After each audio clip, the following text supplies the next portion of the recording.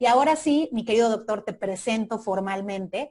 Carlos es profesor e investigador de la Escuela de Gobierno y Transformación Pública del Tecnológico de Monterrey. Imparte clases tanto en profesional como en posgrado. En profesional imparte la clase de Sistema Político Mexicano en la Concentración de Gobierno y Transformación Pública, y en nuestras maestrías y posgrados da la clase de Democracia y Desigualdad. Carlos cuenta con un doctorado en Ciencia Política por la Universidad de Oxford. Fue embajador de México ante la OCDE en 2004 y actualmente forma parte del Sistema Nacional de Investigadores de CONACYT. Cuenta con una columna semanal del Excelsior, que creo que muchos de los que estamos aquí leemos. Reforma. Perdónenme, justamente estaba yo cerrando otra columna que no es, pero perdón, tiene su columna semanal en el periódico Reforma, una que muchos leemos, mi querido profe, y es conductor del programa, ahora sí lo voy a decir bien, Primer Círculo, junto con Federico Reyes Heroles. Nuevamente, doctor, qué gusto tenerte aquí, Carlos, y bienvenido. Al contrario, qué gusto, Alejandra, gracias a todos por estar. Mi plática dura como media hora, después tendremos, por el tiempo que ustedes tengan, pero es como media hora para poder hacer preguntas y respuestas. Y como estamos en medio de una contingencia muy complicada, pues es muy difícil hablar del futuro, porque es muy difícil saber cómo va a estar el mundo hacia adelante, cómo esto va a depender en buena medida de qué pase con la pandemia.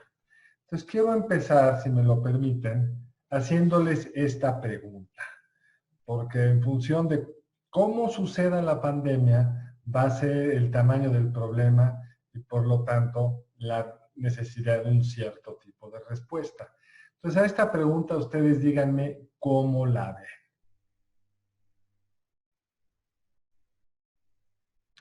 Vamos muy bien, vamos como a un 30% de respuesta, pero esto parece un crucero que va rapidísimo. Ya estamos en el 50% de respuesta.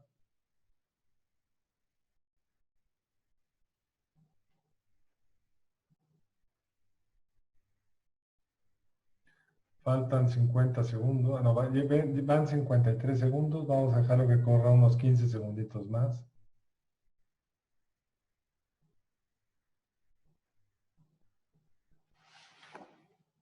Pues sigue muy rápido, así que voy a dejar en 5 segundos voy a parar. Cerrar las urnas. Siempre quise cerrar las urnas, pero nunca estuve en el INE. He cerrado las urnas. Entonces vamos a ver cómo quedaron las votaciones. Lo pueden ver ustedes, está bastante apretado, pero el 38% cree que estaremos en confinamientos recurrentes hasta que se descubra una vacuna. Si esto es el caso y una vacuna difícilmente se puede imaginar que esté lista antes de, no sé, el verano del año entrante, esto significa que vamos a estar recluidos muchísimo tiempo.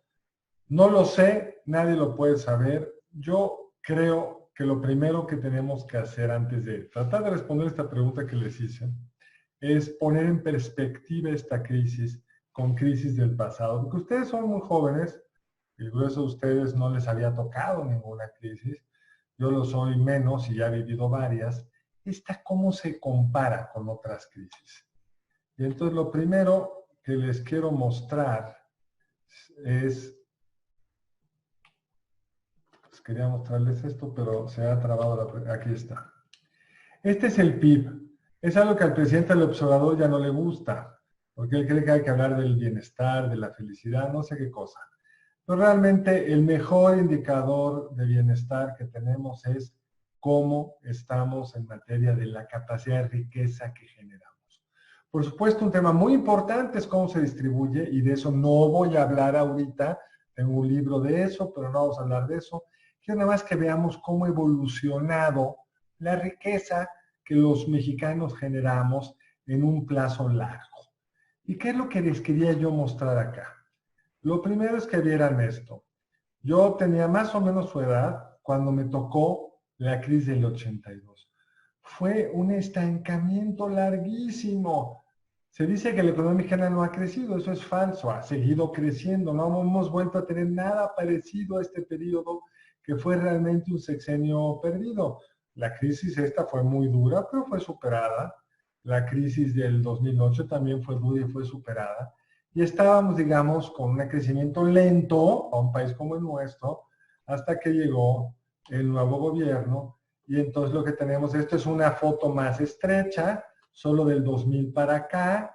Ya habíamos tenido aquí la crisis del 9. Si se fijan, regresamos a los niveles que tenía la economía antes de la crisis del 9, regresamos a los mismos niveles del PIB por ahí del tercer trimestre del 10. O sea, tomó casi 2 años regresar al nivel que teníamos antes, continuó subiendo, casi no se nota en un plazo más largo el mal arranque de año del presidente Peña Nieto, pero sí ve muy claramente que desde antes de la crisis de la pandemia, la economía ya estaba, pues para fines prácticos, estancada. La riqueza que estamos generando ha dejado de crecer. Si viéramos lo que se llama el PIB per cápita, dividimos todo lo que se genera por el número de personas que son, y aquí nada más lo voy a parar en el 18, se ve todavía más dramático, pues porque México llegó a tener un PIB per cápita a dólares del 2010 de $8,000 en el 81. Híjole, ¿cómo tomó tiempo regresar a ese nivel? Llegamos en el 94 y vino la crisis del 95 y acabamos superando ese nivel de riqueza per cápita, que estaba muy inflado, porque en el 81 había muchas distorsiones, lo acabamos terminando aquí en 96. Entonces, se estancó en estos años, luego se recuperó, subidas leves, pero ahora vamos a ver, yo creo, un escenario que se va a parecer a este escenario y eso nos enfrenta a muchos retos. Si lo vemos para el caso del corto plazo del PIB per cápita, se ve así. A diferencia del pasado, llevamos muchos años con una inflación muy baja. Las crisis con inflación son peores porque tiene una destrucción de riqueza y de desigualdades brutales. El que tiene un ingreso que se puede proteger contra la caída de los precios, el aumento de los precios, pues le va mucho mejor que quien no. Esta crisis no va a ser una crisis con inflación alta. La última que tuvimos fue en este periodo. Esto cambia sus retos distributivos. Y también ahora tenemos un tipo de cambio flexible, como ustedes saben, es el valor del dólar en pesos, ha estado flotando desde la crisis del 94, aquí lo dejamos flotar, subió, se ajustó, llegó la crisis del 8, se fue a 15, regresó, empezó a caer el precio del petróleo, ganó Trump, resultó que Trump no era tan preocupante como creíamos, regresó, pero en cada uno de estos niveles la economía se ajusta a el shock que enfrentó y ahorita lo que estamos viendo que no salió porque la quité, que tontamente, ahorita tenemos como que se está ajustando aquí como, no, y ahorita lo vamos a ver en la siguiente gráfica, pero antes de verla, yo les quiero preguntar a ustedes esto. ¿Ustedes creen que la crisis que vamos a vivir, que ya estamos viviendo, va a ser? Y aquí está el cuestionario, si nos quieres poner la pregunta, Claudia, por favor.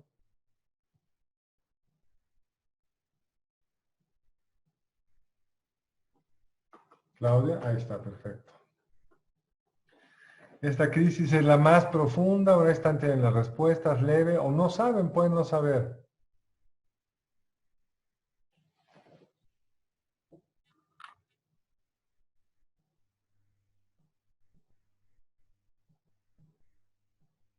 La voy a cortar al minuto 10, vamos con medio minuto en este momento.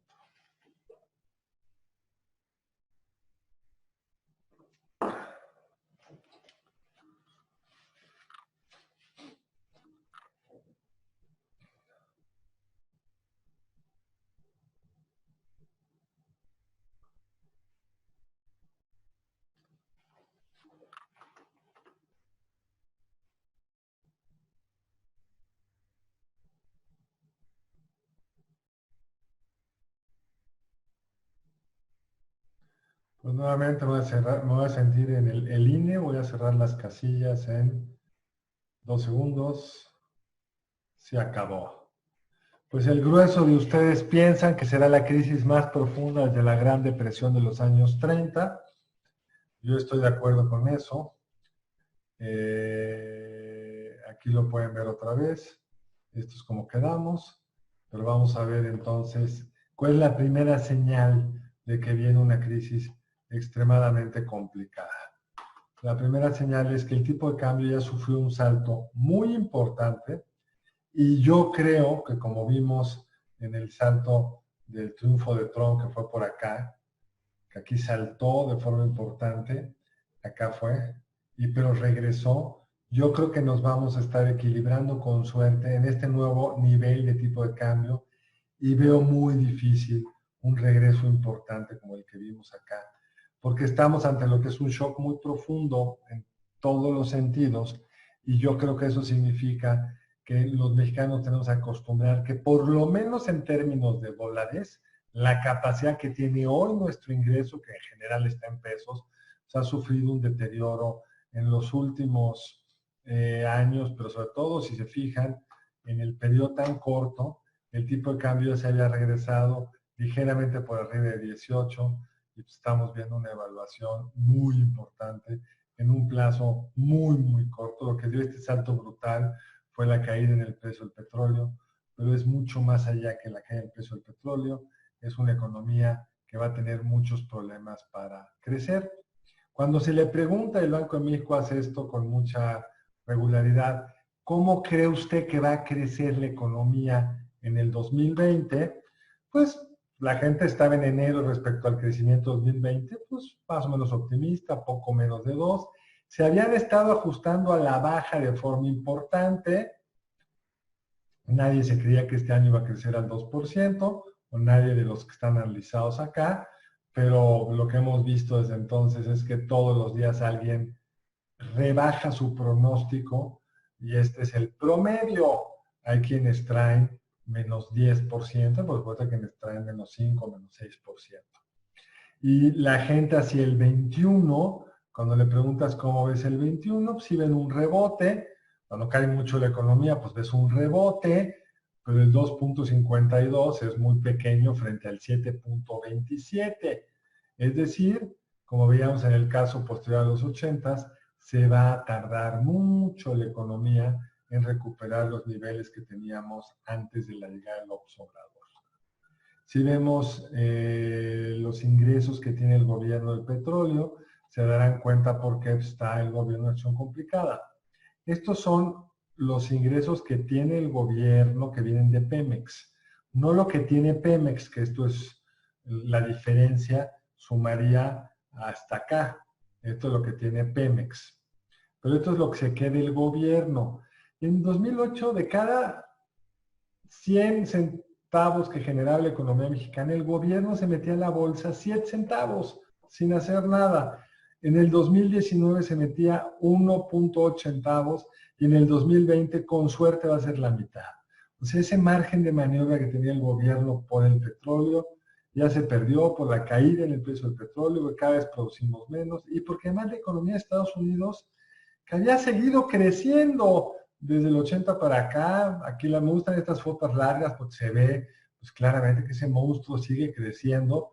Si lo ven en PIB per cápita, o sea, lo que cada persona gana, pues es menos empinada porque hay un crecimiento poblacional, está muy mal distribuido este crecimiento, pero la economía de los Estados Unidos fue generando más riqueza y si comparamos México contra Estados Unidos, pues la tragedia es que el gap, la diferencia, pues en el mejor de los casos se ha mantenido más o menos igual, poco más de 3 veces.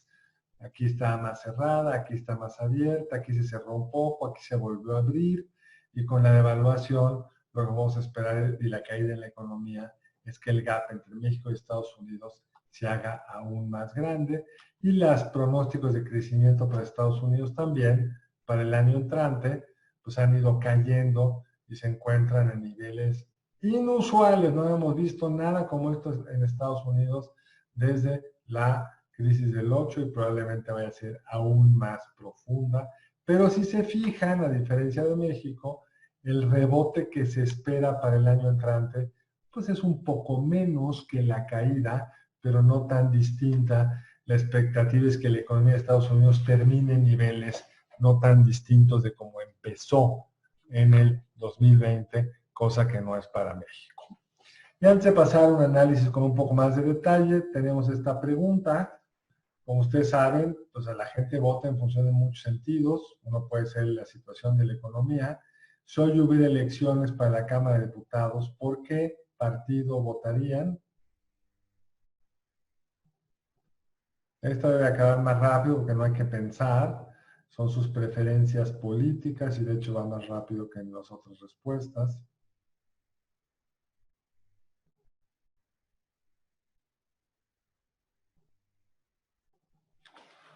Voy a parar al minuto en este caso, faltan 20 segundos, porque ya no están cambiando de forma importante las proporciones.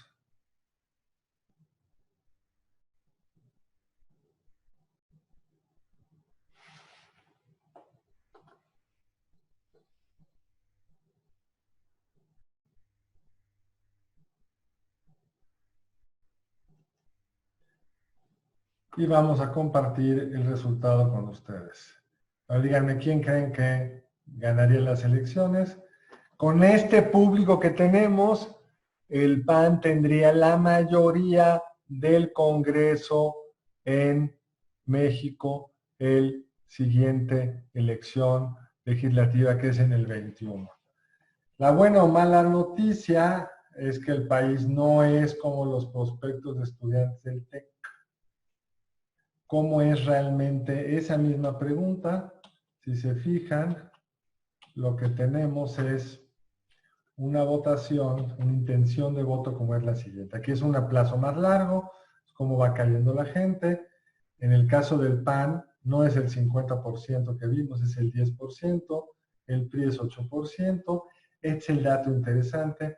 Morena, que al arranque de esta administración andaba con 44%, hoy tiene 18%. Es la suma del PRI y el PAN.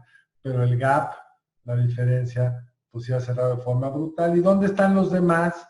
Los demás por ninguno o no sabe. Hay una enorme incertidumbre y lo que uno supondría es que en la medida que avanza la crisis, y la crisis va a avanzar mucho, esto se va a poner peor. Entonces esto es el panorama muy rápido para tener un punto de partida común.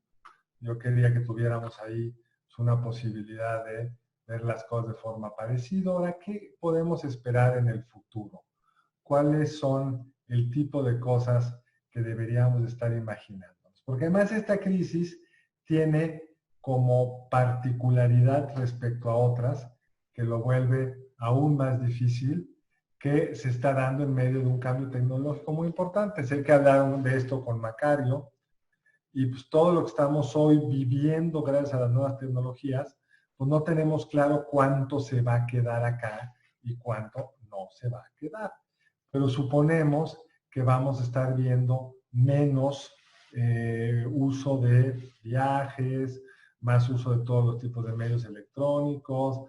Si las tiendas de almacenes tipo Sears en Estados Unidos iban ya de salida, seguramente las lleva a una muerte prematura. ¿Cuánto de esto en México va a suceder también? Pues no lo sabemos. Pero entonces el gran reto que tenemos como país, el gran reto que tiene el gobierno, es que no solo tienen que usar los instrumentos propios de la política económica para atender una crisis como esta, que es una crisis doble. Por un lado, la gente no está consumiendo, es una crisis de demanda, se queda en su casa porque tiene que ahorrar. Y por otro lado, es una crisis de oferta. Las cerveceras querrían estar produciendo cerveza, pero no las dejan.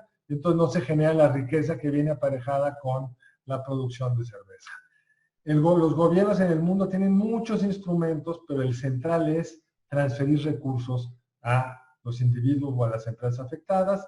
El gobierno del observador no lo quiere hacer y creo que no lo va a hacer, y es razón por la cual el rebote de la economía de Estados Unidos se ve más rápido que el rebote de la economía mexicana, porque en el caso nuestro van a quedar tan afectadas tantas familias y tantas empresas que va a tardar la economía en volver a agarrar velocidad, amén de que vamos a ir arrastrando un cadáver que se llama Pemex, porque Pemex está profundamente afectado por una estrategia equivocada del gobierno de volver a apostar al petróleo. Si eso le suma la caída en el precio del crudo y la necesidad de continuar una refinería, etcétera, pues la economía mexicana, que antes Pemex le transfería recursos a la economía mexicana, ahora el gobierno le va a tener que estar transfiriendo recursos a Pemex y eso significa que los va a sacar de algún lado porque el gobierno no tiene recursos propios más que los que le da a Pemex, que le va a dar cada vez menos. Entonces ese es el primer gran reto. Y el segundo gran reto, por supuesto, es cómo aprovechar el cambio tecnológico, el cambio geopolítico. Esto podría ser una gran oportunidad para México. ¿Por qué? No me pueden contestar, estamos en modo mute, pero después podremos hacer preguntas más adelante. ¿Por qué? Porque está habiendo una fractura cada vez más profunda entre Estados Unidos y China. Uno de los temas que va a salir cuestionado, no se va a destruir, pero va a salir muy cuestionado es la globalización como la conocemos. La idea de economías integradas de forma global, donde no importa dónde se producen los productos. Desde antes de la crisis del virus ya había una crisis profunda entre China y Estados Unidos y más de un productor mexicano estaba empezando a tener espacios porque el consumidor o el que le compra en Estados Unidos quería diversificar sus fuentes de aprovisionamiento. Ahora va a ser mucho mayor. Entonces, si el gobierno mexicano tiene una buena estrategia para capturar esa inversión, podríamos hacer cosas muy interesantes. Por el otro lado, la economía está migrando hacia áreas donde México es un país muy débil. No hay ningún Google en México, ni en Brasil, solo en Estados Unidos o en China. Pues tendríamos que estar apoyando esto.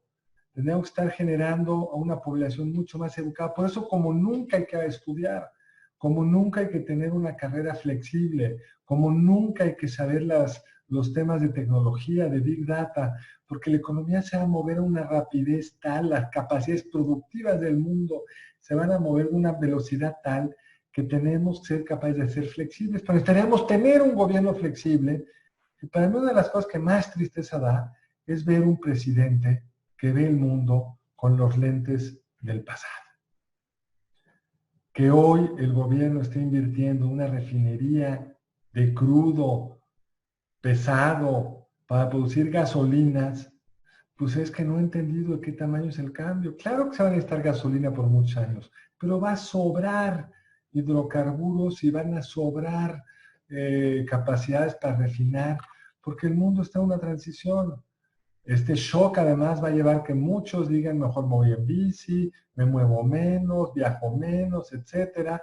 Pero además vamos a ver, pues, la aparición de nuevos motores eléctricos, etcétera. Todo lo que ustedes seguramente leen o escuchan por aquí y por allá.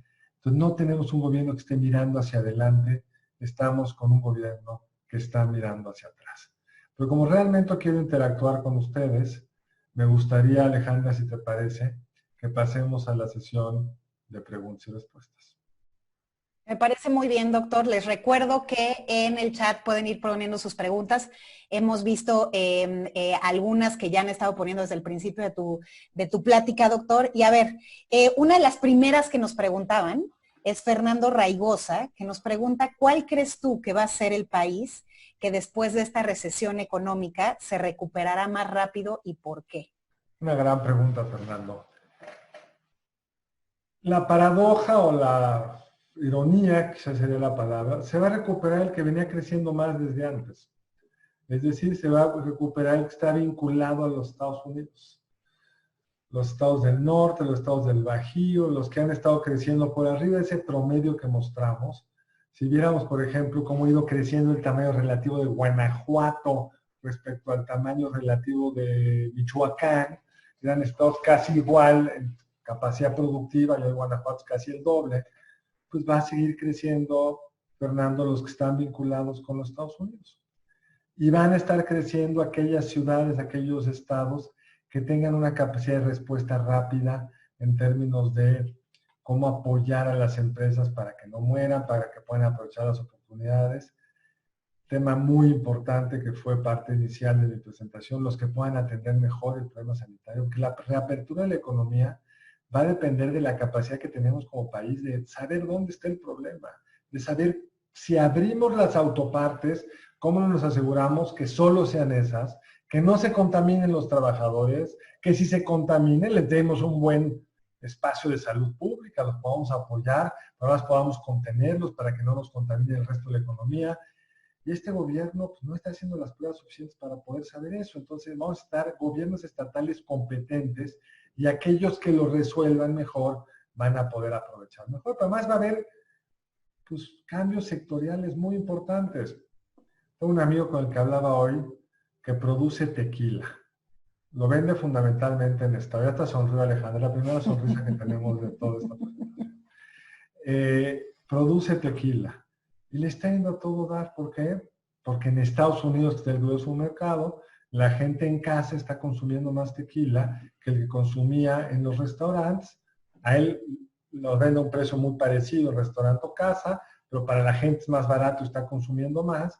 Y quizá estamos en un cambio fundamental de el negocio de los alcoholes, donde la gente va a volver a consumir más directamente y menos a través de los restaurantes. Quizá es un cambio, lo cual es una tragedia, estás en el sector de los restaurantes, pero es una gran oportunidad si estás en el sector de la producción de destilados de agave.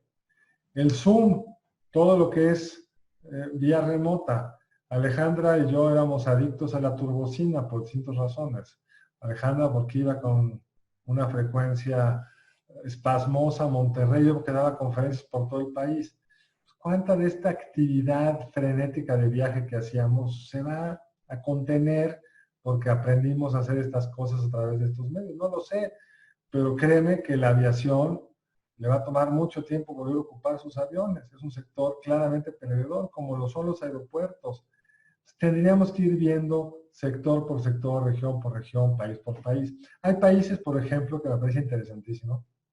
Ustedes saben que Nueva Zelanda es una isla remota. Esa isla remota, además de isla remota, ha manejado muy bien el tema del coronavirus.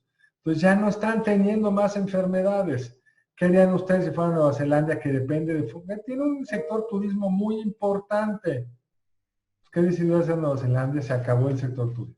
No voy a aceptar a nadie que venga de afuera, voy a reabrir la economía, y así como estamos nosotros no confinados a nuestra casa y podemos interactuar con nuestra familia, pues los de Nueva Zelanda van a poder interactuar con los de Nueva Zelanda, porque son los que no están contaminados. Australia dice, yo casi estoy como tú, entonces van a ver si los dos pueden interactuar, y vamos a estar viendo eso, porque son dos países muy competentes en el manejo de la pandemia. Y habrá países pues que no seremos competentes porque no estamos monitoreando y que nos va a costar mucho más trabajo. La única ventaja que tenemos que Estados Unidos es igual de incompetente, pues no nos va a poder como imponer controles porque ellos tampoco los tienen. Lo extendí un poco, Alejandra, no sé si tengamos otra pregunta. No, pero creo que fue una muy buena respuesta, doctor. Ya justamente ahorita que estás hablando de cómo está Nueva Zelanda y demás, aparte un país encabezado por una mujer, yo te preguntaría, a ver, todavía no tenemos una vacuna y parecería que todavía no vamos a tener una vacuna. Entonces hablabas mucho de la reactivación económica. ¿Cómo te imaginas tú una reactivación económica sin vacuna y cuáles creerías que son los mejores protocolos o procesos a seguir justamente para reactivar la economía? Gracias. Mira, de hecho son dos elementos científicos que son muy importantes. Uno es la vacuna, por supuesto. Y las vacunas, pues se ve difícil que tengamos vacunas pues, antes de un año de que arrancó la pandemia, por febrero del año entrante. Pero aún si tenemos vacunas, no quiero ser pesimista, México no va a ser el primero al que le van a tocar las vacunas, porque no estamos haciéndolas nosotros. Si la vacuna se hace en Estados Unidos, primero van a vacunar a su población y después verán de hacer negocio con el resto del mundo. Entonces, nosotros no creo que tengamos acceso a la vacuna, con suerte, bien entrado el año entrante. El otro elemento, Alejandra, es si tendremos mejores tratamientos. Porque el reto de la... Han visto ustedes quienes dicen, pues esto no mata tanta gente como proporción de los los enfermos, es un poquito peor que la influenza. Pero ¿cuál es la diferencia entre la influenza y el coronavirus? Que la influenza, pues muchos tenemos anticuerpos, entonces no te tocan todos de golpe. El problema del coronavirus es que de repente una enfermedad que no existía aparece y entonces nos podemos enfermar todos al mismo tiempo y no hay capacidad hospitalaria que lo pueda manejar. Entonces, la reapertura, Alejandra, tiene que estar vinculada claramente a tu capacidad hospitalaria. Suecia, como quizás saben, prácticamente no cerró. No es que permita conciertos y partidos de fútbol, pero hay restaurantes, no están en el confinamiento extremo que tienen en Italia, que no pueden ni salir a la calle, o intermedio que tenemos nosotros. No tuvieron ese confinamiento. ¿Pero a qué fueron jugando? A que su capacidad hospitalaria pudiera manejar el contagio con la esperanza de que se contagiaran suficientes que no se enfermaran, fueran generando inmunidad y así, cuando se reabra plenamente un porcentaje importante de su población, no tuvo acceso a la vacuna, pero ya está inmunizado, que es lo que a final de cuentas importa, y entonces no vayan a tener una segunda oleada a la que tanto le temen, porque coincidiría con el invierno del hemisferio norte, que fue lo que mató tanta gente en la influenza española famosa. No fue el primer brote en abril, sino fue el segundo brote en octubre, noviembre, que fue devastador. Pero esto cambia mucho, Alejandra, si tienes mecanismos para tratar. Si encuentras una droga que acorte en un 30% la estancia de los pacientes críticos en las unidades críticas, pues ganas un 30% de capacidad en los hospitales y te puedes dar el lujo que haya más enfermos a que si no la tienes.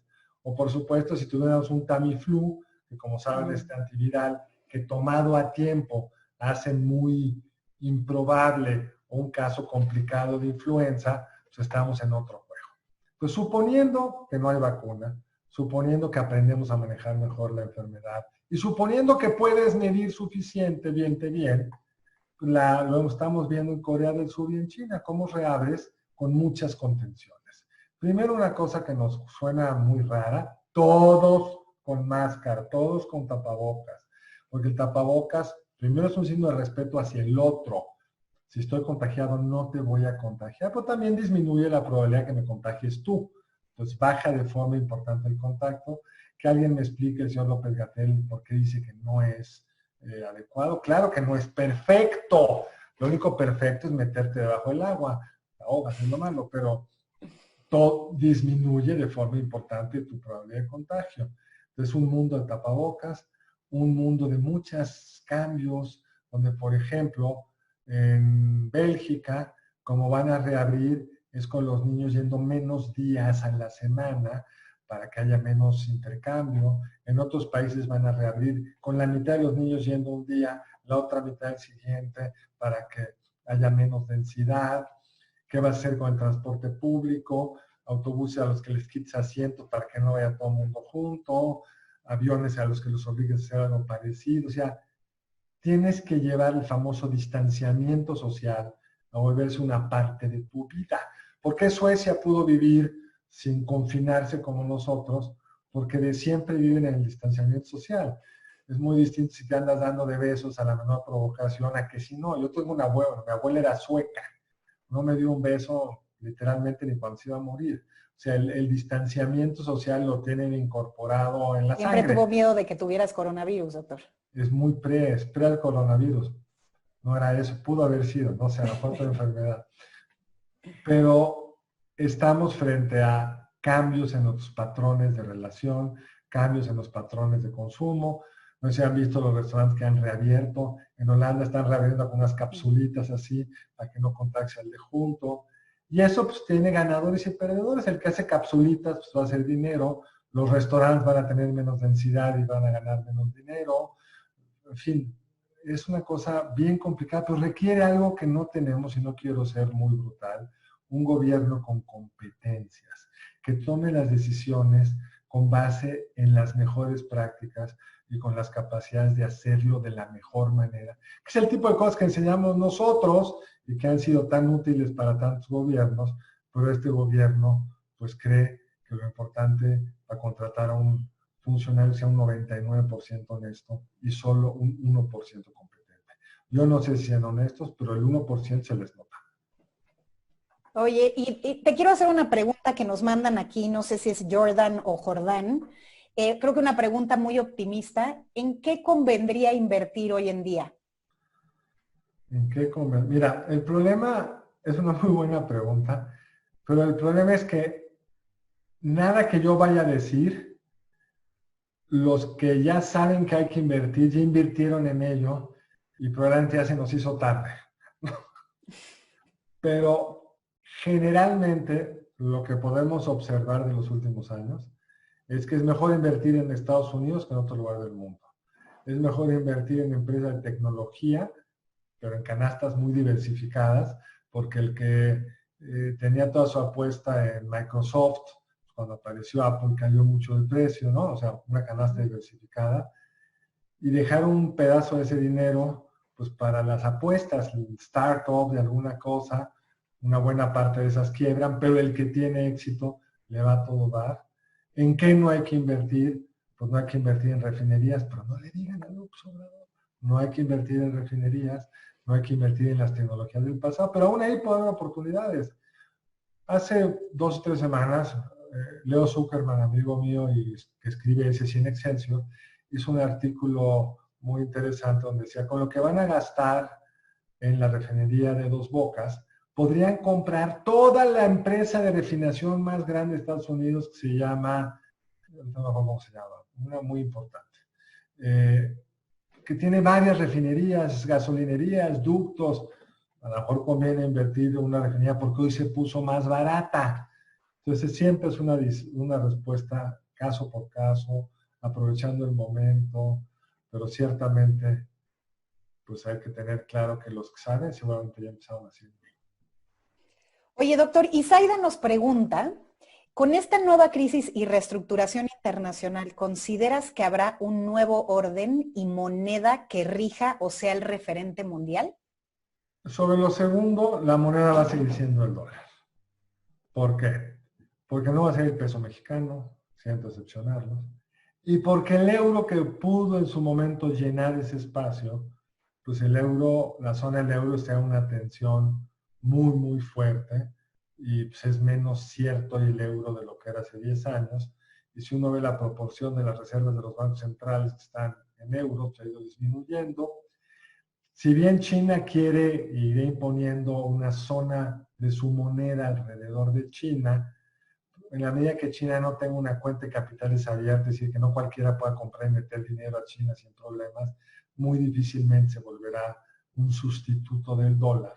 Entonces tendremos seguramente un dólar dominante y quizá una China, una Rusia tratando de salirse de su influencia, pero sin lograrlo. Ahora, un nuevo orden internacional es algo que se venía construyendo desde antes, parecía, estaba gestándose antes de la pandemia y que yo creo que es muy probable que se acelere. Las pandemias, en general en la historia, han tenido impactos brutales.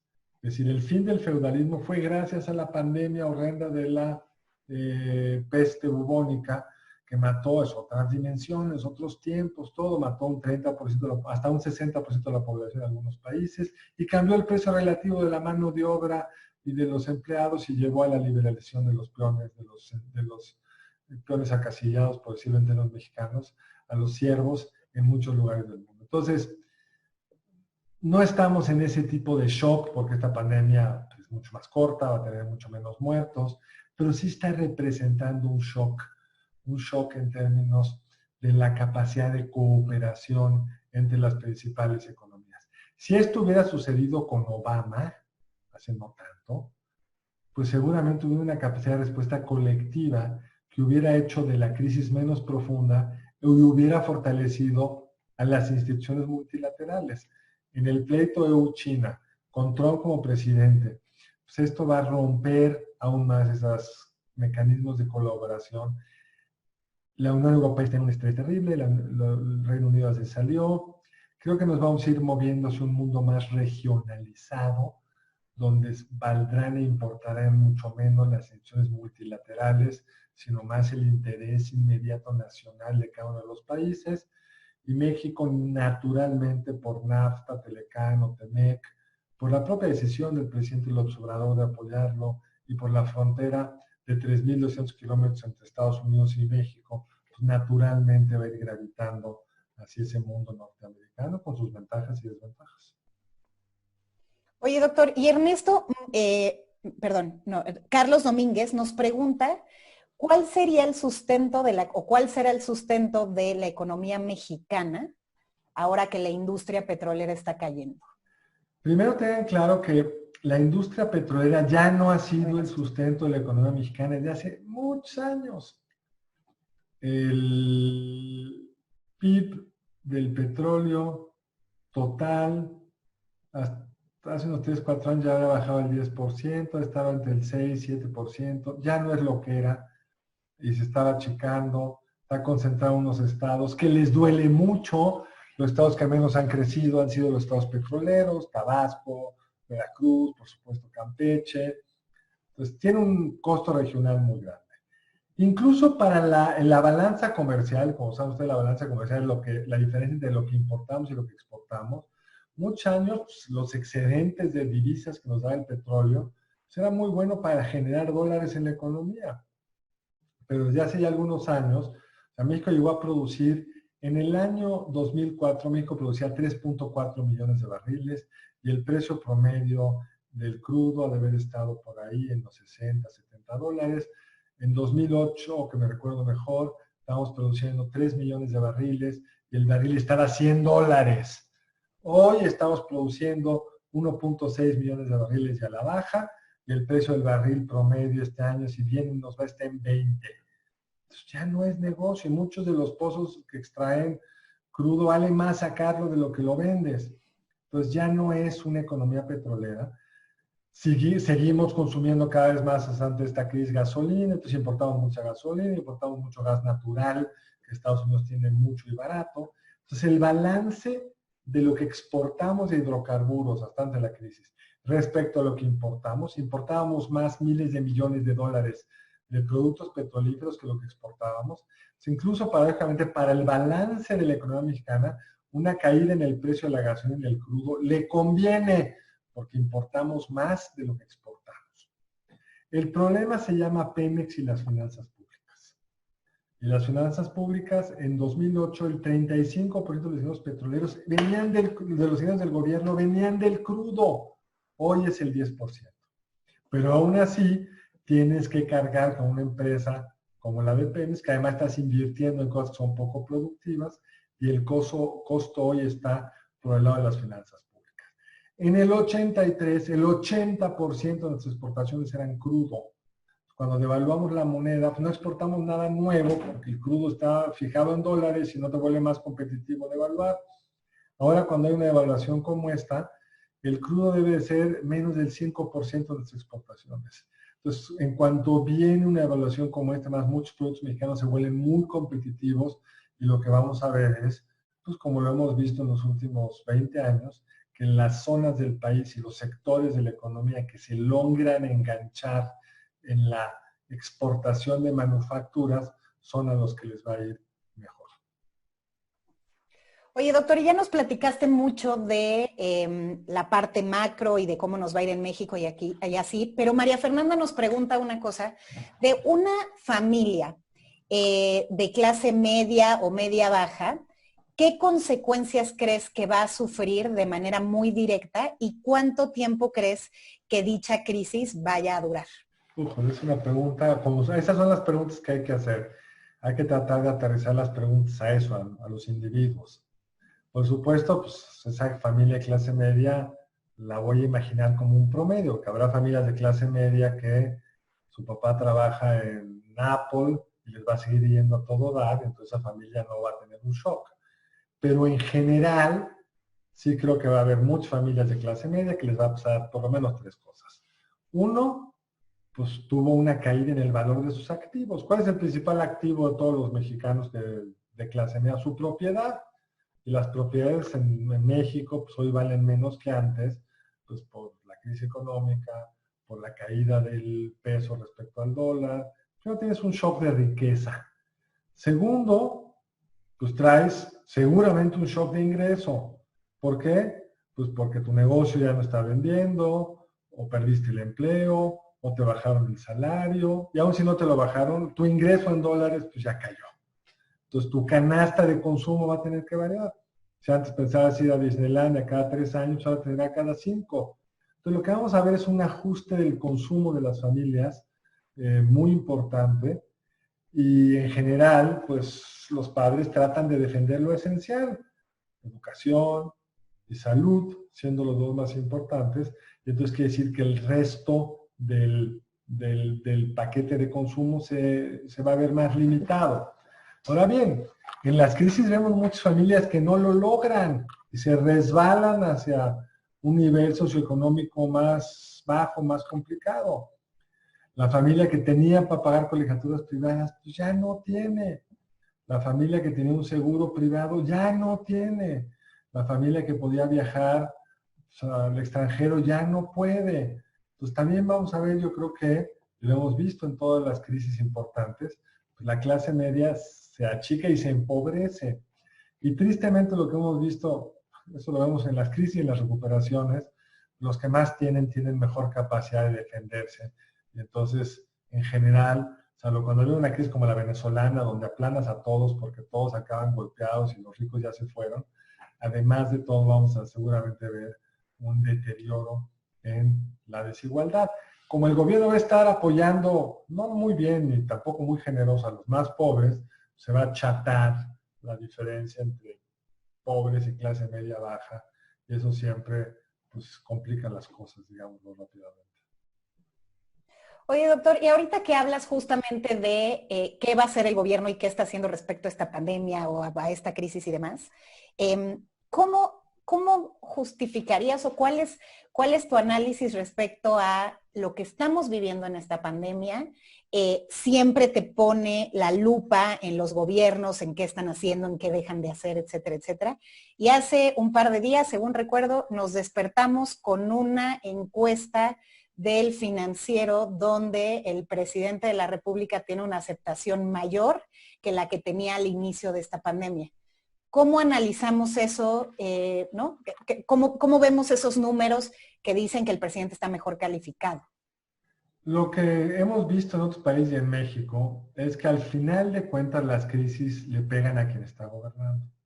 Aún un presidente recién electo, joven, dinámico, ¿en quién estoy pensando? Obama, con la crisis del 8, pues aunque no era su culpa, sus niveles de aprobación se fueron cayendo, fueron importantes, y los demócratas fueron a perder la elección intermedia del 2010, porque administrar las crisis es muy complicado. Entonces, ¿por qué está subiendo López? Lo que también hemos visto en una crisis como esta, en las de pandemia, es que en general los presidentes al principio les va bien. ¿Por qué? Pues porque son los salvadores. Están todo el día en la tele hablando de la pandemia, porque ni modo que la oposición empiece a discutir los datos. No hay espacio para la oposición, el calendario electoral todavía está lejos. Entonces lo que estamos viendo en casi todos los países es que al líder del gobierno, Boris Johnson, está en sus niveles más altos de aprobación y está llegando ahora a los niveles más altos de muertos en Europa, ya rebasó a Italia. La crisis de muertos tienen mejores datos que nosotros, pero es mucho más grave que la mexicana, y los niveles de aprobación de Boris Johnson son gigantescos. ¿A qué presidente les va mal en estas crisis? A los que dicen profundas idioteces. Bolsonaro, pues va en caída libre. Trump, que había empezado bien, aprovechando estar en el espacio todos los días, en la reporte de los muertos y las acciones, que siempre es bien bonito salir ahí como I'm doing things, pues de repente le surgió a la gente inyectarse cloro, y eso como que no jala en la opinión pública, lo tengo que esconder y sus números. Qué bueno que no jala, doctor. No jala bien, yo traté. No jala. Entonces López Obrador empezó mal, como está en un podcast que grabamos hace unos días, ayer, y lo dice la profesora Beata Boina. López Obrador empezó muy mal en marzo, diciendo cosas, besando niñas, incumpliendo sus propias medidas, y ahora le delegó todo esto a López-Gatell, rectificó su discurso, y yo creo que está capturando eso. Ahora, es una sola encuesta, no sabemos cómo vengan otras. El Financiero había tenido muy alto a López Obrador en todo el 20, cuando otras casas encuestadoras ya lo traían cayendo. Habrá que ver si otras fotos dicen lo mismo, pero lo que también muestran las fotos es que el partido del poder está muy mal.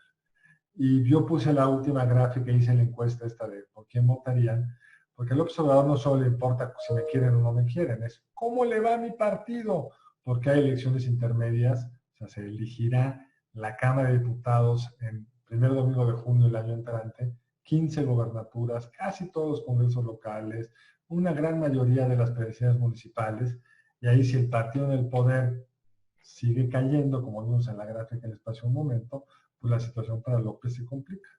Pero en opinión pública, es siempre bien difícil saber cuáles van a ser los elementos que pueden hacer coeficiente de rebote o se hunda. Hace 6 años, nuestros estudiantes eran muy jóvenes, Peña Nieto todavía no se veía como el desastre que iba a terminar y el PRI todavía ganó la elección intermedia. Cierto.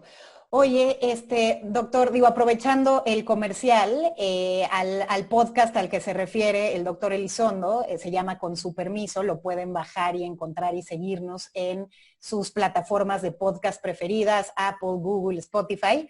De nuevo, Con su permiso, así se llama ese podcast para que escuchen a Alejandro Poiré, Carlos Elizondo, Beata Boina y Héctor Villarreal platicando sobre distintas temas en México y en el mundo. Por supuesto, creo que los últimos 4 han hablado de coronavirus, pero bueno, ha estado bastante entretenido, entonces los recomiendo.